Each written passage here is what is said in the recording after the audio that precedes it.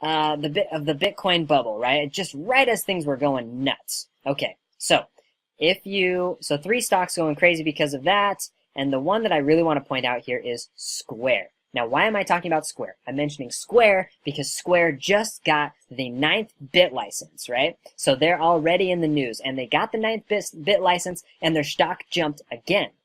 So Square's price gain over the past 2 years up to that point was 258%. They've seen a lot of growth. You've probably used Square. I've used Square. I think I've used Square in the last week. I use it all the time. So, and for paying for stuff, not for receiving payments.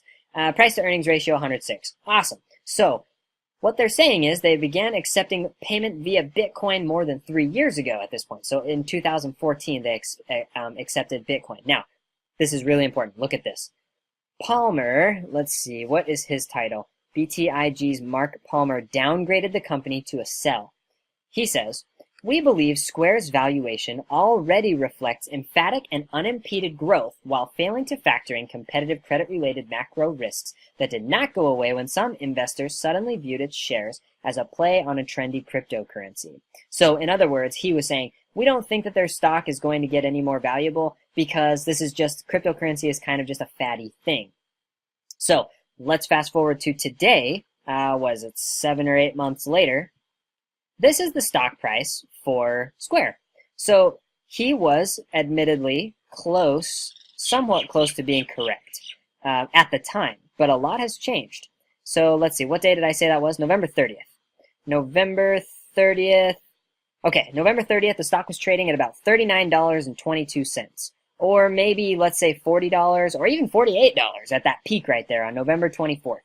So we'll say $48.86 it was trading. It dropped down towards the end of the year and then has since gone up all the way up to $65.96 is where it's sitting currently. Now, there's no reason to say that they're going to peter out and die right now. Square's not going anywhere. So he said, this isn't going to get any more valuable now that they're taking cryptocurrency. Or cryptocurrency is not going to give it any more value. But you can see just in the last couple of days with the bit license thing, Square is doing great. So, that said, when you hear things that are saying cryptocurrency isn't necessarily going to take this anywhere, or cryptocurrency is just kind of a fad, take it with a grain of salt. Because even that guy who gets paid a huge amount of money to make the calls about stock quotations and things like that, he was wrong.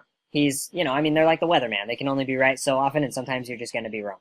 So, let's talk about things you can buy into now so that you can benefit from blockchain. Now, I'm talking about blockchain, the technology, not about specific cryptocurrencies. One of or two of them that they're talking about are NVIDIA and AMD. Those are the graphics card or GPU manufacturers, right? So NVIDIA and AMD.